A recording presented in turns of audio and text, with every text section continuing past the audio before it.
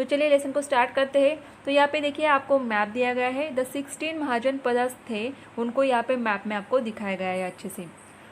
Next देखेंगे यहाँ पे janapadas. The period from about 1000 BC to 600 BC is consider to be the post Vedic period. तो ये जो टाइम था 1000 BC टू 600 BC का, इसको क्या कंसिडर किया है? पोस्ट वैदिक पीरियड, मतलब वैदिक पीरियड का बाद का जो टाइम है वो यहाँ पे कंसिडर किया गया है। It is in this period that the janapadas came into existence. Janapadas were the many small state that spread from today's Afghanistan. तो देखिए जनपद्स का मीनिंग क्या दिया यहाँ पे? Small states. ये क्या होने लगे थे? अभी स्प्रेड होने लगे थे। कहाँ से? जो आज का अफगानिस्तान है वहाँ के रीजन में ये फॉर्म होने लगे थे, which is to the north west. तो देखिए अगर हम अफगानिस्तान की बात करेंगे, जो भी हमें यहाँ पे जो 16 महाजनपद थे ये वेस्ट में, मतलब नॉर्थ वेस्ट, ये नॉर्थ है, उसके बाद ये है वेस्ट। तो नॉर्थ वेस्ट यहाँ पे अगर हम देखेंगे तो यहाँ पे फॉर्म होने लगे थे। देन कहाँ पे है? North west of the Indian subcontinent, to Bengal and Odisha in the east and to Maharashtra in the south. तो देखिए महाराष्ट्र में भी हमें नज़र आ रहे हैं वेस्ट साइड में, मतलब यहाँ पे महाराष्ट्र में, जैसे कि अवंती, अश्मका, ये जो कुछ यहाँ पे महाजनपद से ये यहाँ पे स्प्रेड होने लगे थे। देन नेक्स्ट पेज पे देखेंगे द जनपद called Ashmak occupy a part of today's Maharashtra. तो जनपद जो है यहाँ पे अश्मक दिया गया है महाराष्ट्र में। महाराष्ट्र में कौन से थे महाजनपद? तो ये दिए हमें यहाँ पे अश्मक। देन चलिए नेक्स्ट पेज पे। The names of the janapadas can be found in Sanskrit, Pali and Ardhamagadhi literature. तो ये जो जनपद है इनके नाम किस में दिए गए हैं? कौन से लैंग्वेज में दिए गए हैं? संस्कृत, पाली एंड अर्धमगधी लिटरेचर में दिए गए हैं। One can also find information about them in the writing of Greek historians. तो इनके बारे में हमें इंफॉर्मेशन मिल सकती है। जो ग्रीक हिस्टोरियंस थे उन्होंने जो भी बुक्स लिखे होंगे वहाँ पे हमें इंफॉर्मेशन मिल सकती है। Some of the janapadas were monarchies while others were republic. तो जनपद्स उस टाइम के जो थे उनके जो राजतंत्र या फिर प्रदेश थे ये अभी क्या होने लगे थे? रिपब्लिक होने लगे थे। Some Janpads had a Gan Parishad of senior citizens. Member of the Gan Parishad came together for discussion and made decision regarding administrative issues. तो देखिए जो जनपद थे कुछ, तो इनके गण परिषद होती थी सीनियर सिटीजन्स के लिए, और ये जो मेंबर होते थे गण परिषद के, ये क्या करते थे? कोई भी अगर इशू होगा वहाँ पे एडमिनिस्ट्रेटिव को लेकर जो भी इश्यूज़ होंगे उनको डिस्कस करने के लिए साथ में आते थे। The place where this discussion took place was known as the santhagara. तो जो प्लेस वो लोग वहाँ पे यूज़ करते थे, मतलब जिस प्लेस पे आके सब लोग एक साथ आके डिस्कस करते थे किसी भी इशू के ऊपर, तो उस प्लेस को क्या नाम दिया गया यहाँ पे? Santhagara. Gautam Buddha hail from the Shakya republic. Every janapada had its own coinage. तो कॉइनेज का मीनिंग होता है सिक्का। तो हर एक जो जनपद वहाँ पे स्प्रेड हुए थे, फॉर्म हुए थे, तो उनके अपने अपने सिक्के थे। देन महाजनपद, जैसे हमने देखे कि जो बड़े उसके बाद स्टेट्स या फिर प्रदेश हमें जिसे बोल सकते हैं ये फॉर्म होने लगे थे, तो उनके नाम यहाँ पे हमें दिए हैं कुछ: कोसला, वत्स, अवंती एंड मगध। तो सबसे पहले हम कोसला के बारे में देखेंगे। The Kosala mahajanapada was located in the foothills of the Himalayas in the region of Uttar Pradesh and Nepal. तो कोसला कहाँ पे है? अगर आप मैप में देखोगे तो आपको अच्छे से समझ में आएगा। तो कोसला कहाँ पे दिख रहा है? देखिए आप यहाँ पे,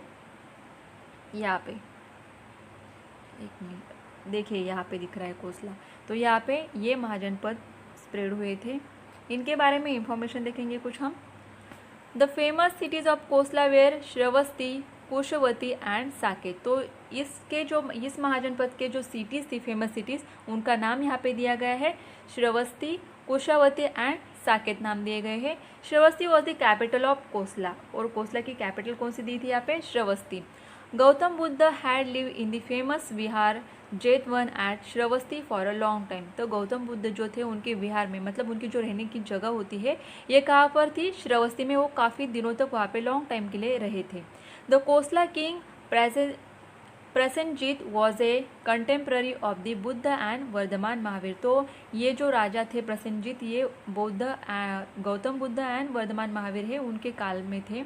letter the state of Kosala merge with Magadh, और बाद में क्या हुआ, ये कोसला जो महाजनपद था ये मगध में मर्ज हो चुका था। देन दूसरे कौन से महाजनपद है ये देखेंगे, Vatsa. The mahajanapada Vatsa was located in the region around Prayag, that is Allahabad in Uttar Pradesh. तो ये वत्स जो है ये कहाँ पे दिखाई देते हैं?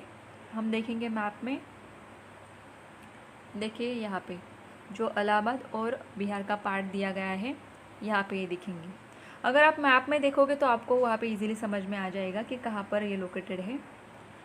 कोसम, the capital of first was the ancient city of Kaushambi. तो यहाँ पे कोसम कैपिटल थी उनकी। It was an important centre for trade. तो व्यापार के लिए ये काफ़ी इंपॉर्टेंट सेंटर माना जाता था इस सिटी को। 3 extremely rich merchants of Kaushambi's had build 3 viharas for Gautam Buddha and his followers. तो यहाँ पे जो मर्चेंट्स थे इन्होंने गौतम बुद्ध और उनके जो फॉलोअर्स थे उनके लिए विहार्स बनाए थे। विहार्स का मीनिंग होता है कि गौतम बुद्ध और उनके जो फॉलोअर्स जहाँ पे रहते थे उस जगह को क्या नाम दिया जाता था, विहार्स।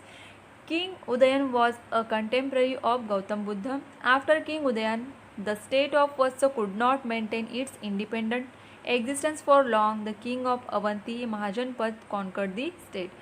तो देखिए जो किंग थे उदयन, उनके बाद के जो किंग आए इन्होंने अपने इंडिपेंडेंट को, अपने राज्य को ठीक से नहीं संभाला, जिसके कारण जो यहाँ पे अवंती महाजनपद के राजा थे उन्होंने क्या किया था, इनके पार्ट को जीत लिया था।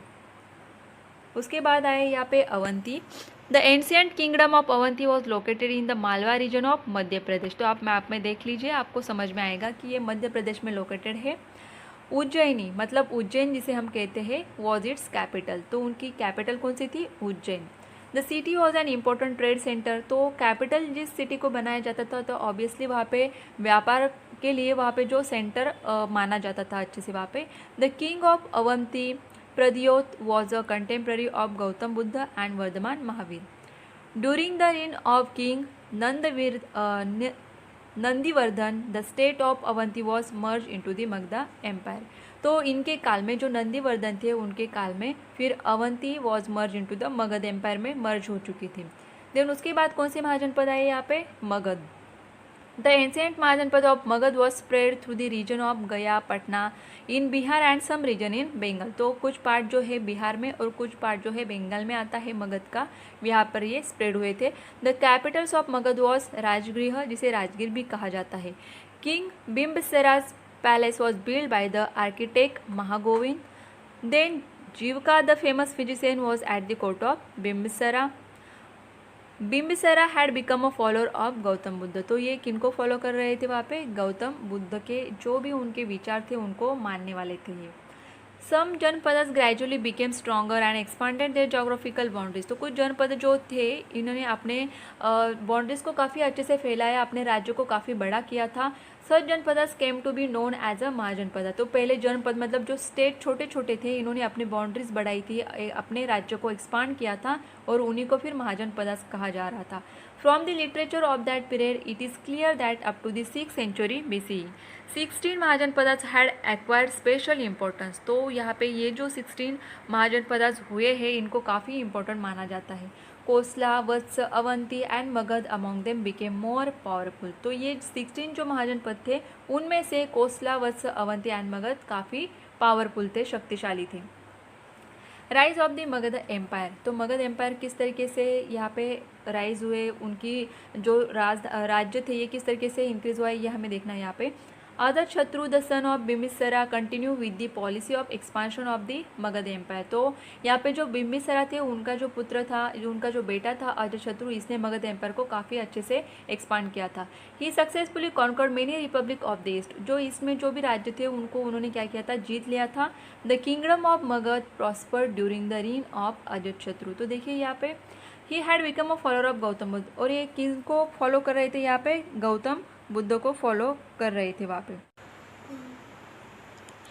तो यहाँ पे देखिए कि अजातशत्रु ने ही मगध राज्य को समृद्ध किया था और एक्सपांड किया था। और ये किनको फॉलो कर रहे थे, गौतम बुद्ध को फॉलो कर रहे थे। After the Mahaparinirvana of Gautam Buddha it was during his reign that the first Buddhist council और Sangiti was held at Rajgriha.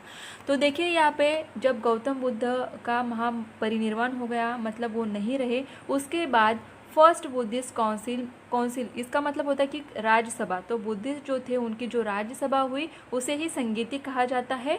ये कहाँ पे हुई थी, राजगृह। तो इस प्लेस का नाम दिया है यहाँ पे। तो देखिए यहाँ पे आपको पिक्चर भी दिया है, अजातशत्रु स्कल्पचर। तो इस स्कल्पचर पे आपको ये सब दिख रहा है यहाँ पे पिक्चर में।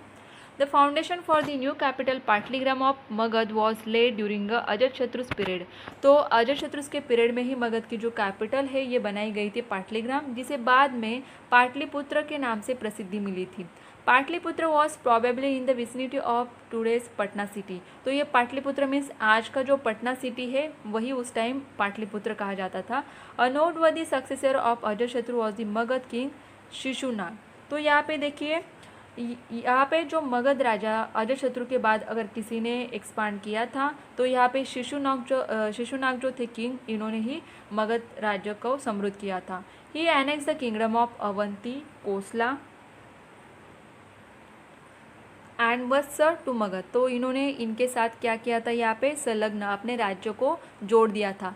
Nearly the entire reason of northern India came under the control of Magadh. और यहाँ पे इसके कारण ही पूरे यहाँ पे नॉर्थन इंडिया के रीजन में मगध का ही कंट्रोल होता था। That was how the Magadh empire took shape. तो इससे हमें ये पता चलता है कि मगध एम्पायर काफ़ी हद तक यहाँ पे समृद्ध या फिर बढ़ चुका था। The Nanda Kings of Magadh. The Nandas ruled the Magad Empire between 364 BCE and 324 BCE. They had set up a good administrative system necessary to run the huge empire.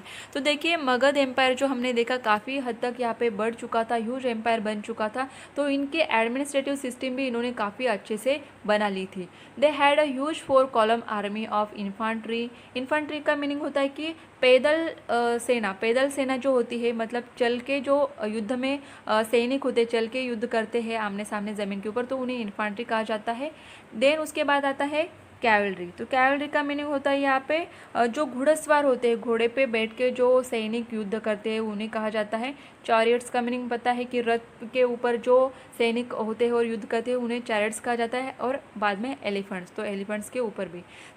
तो यहाँ पे उन्होंने क्या किया था, अपने ये पूरे एम्पायर को संभालने के लिए उन्होंने एडमिनिस्ट्रेटिव सिस्टम काफ़ी अच्छे से बनाई थी, जिसके लिए उन्होंने 4 कॉलम्स बनाए थे अपने आर्मी की, infantry, cavalry, chariots and elephants. The Nandas also introduce the system of standard weights and measure. तो इन्होंने यहाँ पे स्टैंडर्ड वेट्स और मेजर जो हम लोग यूज़ करते हैं इनको भी इंट्रोड्यूस किया था उस सिस्टम को। King Dhanananda was the last king of the Nanda dynasty. तो ये नंद घराने के जो लास्ट राजा थे ये थे Dhanananda. By this time the Magadh empire had extended up to the Punjab in the west. तो यहाँ पे मगध एम्पायर पंजाब तक बढ़ चुका था, एक्सटेंड हो चुका था।